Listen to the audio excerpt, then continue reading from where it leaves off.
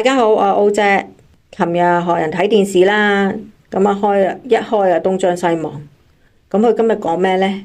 就係講嗰對港人夫婦啊，入咗去日本嘅鐵路控制室裏邊，又拍 video，又影相，又摸人哋啲掣。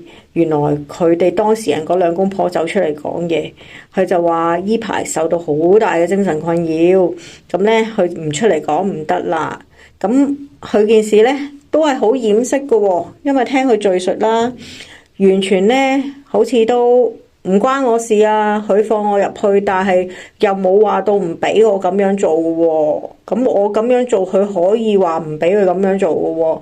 又話揾埋啲識日文嘅朋友翻譯，個車長呢完全冇阻止佢做任何嘢喎。咁我睇到最尾嗰陣時呢，我就聽到個車長係講 no photo 呢樣嘢嘅。咁可能佢哋兩個唔識英文啩。咁好啦，咁繼續聽佢講啦。咁聽佢講嘅同時呢，我見到佢哋兩個造型呢，我就初估呢個男人呢就係做教練，即係似啊，油頭粉面啊，有少少身材。佢老婆又係嗰啲即係好似化到洋娃娃咁嘅形式，闊太真係好難講，唔係好知。但係呢，最終呢之後呢，睇到有啲人去留言啦，話翻呢，原來佢做經紀嘅個男人，咁唔知咩經紀啦，總之即係口才好咯。即係當時你聽落去好似我都係做翻我自己嘅啫。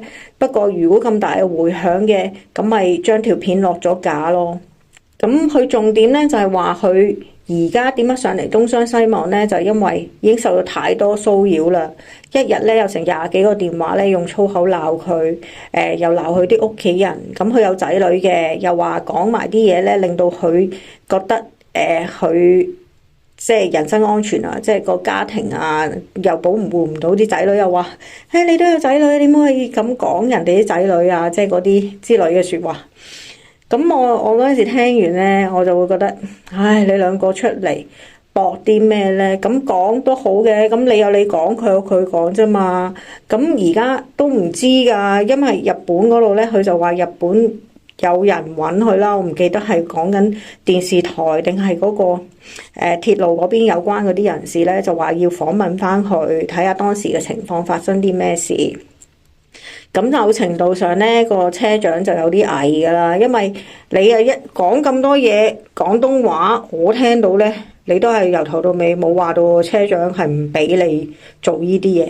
佢講真，佢放咗你入嚟，可能都好後悔，但係已經阻止唔到你哋啦，因為可能你哋啲人多嘛，咁個車長得一個，如果有兩個都可能趕翻你哋走啩。咁呢啲種種嘅情況之下呢，我覺得你好影衰香港人咯。咁你都知啦，我哋嘅祖國同日本仔而家好 friend 咩？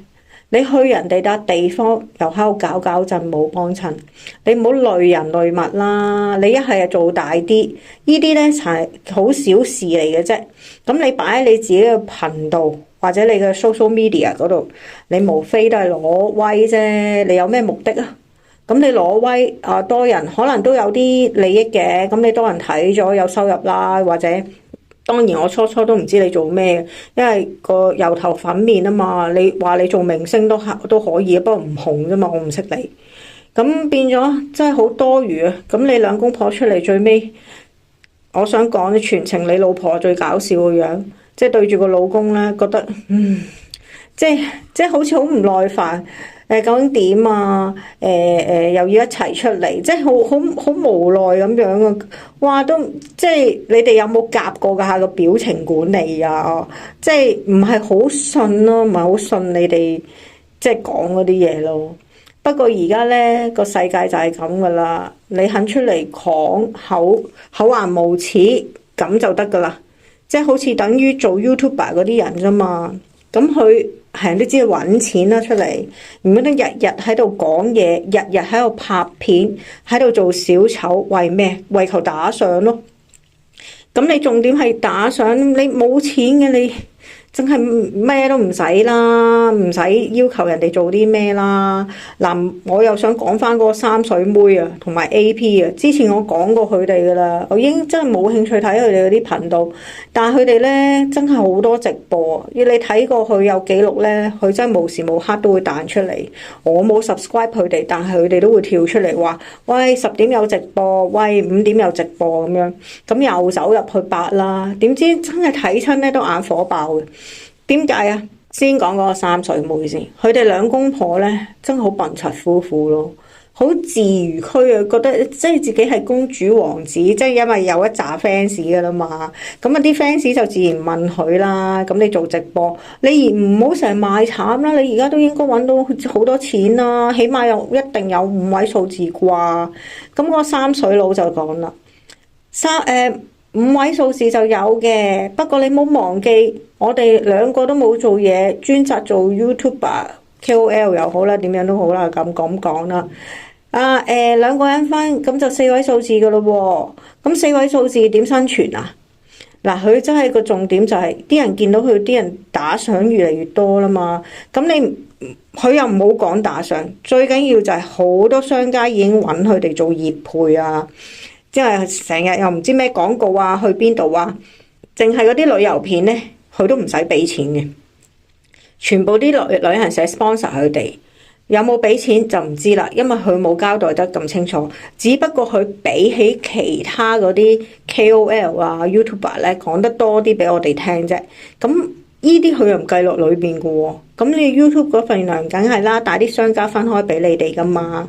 咁你哋呢啲又唔使報稅，又可以住公屋，我嗰日覺得好正好正咯。你唔需要講咁多嘢，但係人哋可以諗天馬行空諗到好多噶。哇！你依頭賣慘，嗰頭啊，真係淨係睇你食用都已經好咗好多啦。點會係咁樣嘅情況啊？你有人中意你，自然有人憎你噶啦。咁好咯，嗰個 AP 又點啊？嗰個 AP 咧真係好搞笑，一樣每次直播咧都好希望有人打賞嗰啲咧，你唔使多噶啦，有幾個大嘢，講緊係幾多錢啊？佢嗰啲打賞唔同三水嗰啲啊，三水嗰啲啊幾廿蚊咯，最高見過158咯，但係 AP 嗰啲好多錢嘅，即係多到咧，我睇到吓。你點會咁樣打賞啊？講緊500蚊打賞樓上喎，你有幾個都夠啦。但係當佢做直播，全程都冇人打賞嗰時咧，佢就好識講嘢嘅喎，講咧跟住又賣慘嘅咯，又話自己以前做片啊真係好有心嘅，每條片都係蝕住做嘅，成萬幾蚊做一條片都唔出奇。跟住話請人拍嘢，我唔會俾而家個價嘅，一定會俾高啲。跟住再講咯，佢就話而家我雖然欠人債啊，欠人債嗰啲唔係佢欠噶，唔係佢做啲咩嚟，點解會爭人錢啊？係原生家庭累去欠債。嗱，你無厘啦沙，你講咩欠債啫？咁你即係跟住咧，你唔好覺你啊！佢講完呢啲嘢咧，又有人打賞俾佢，好似覺得佢好慘啊，覺得佢好可憐啊！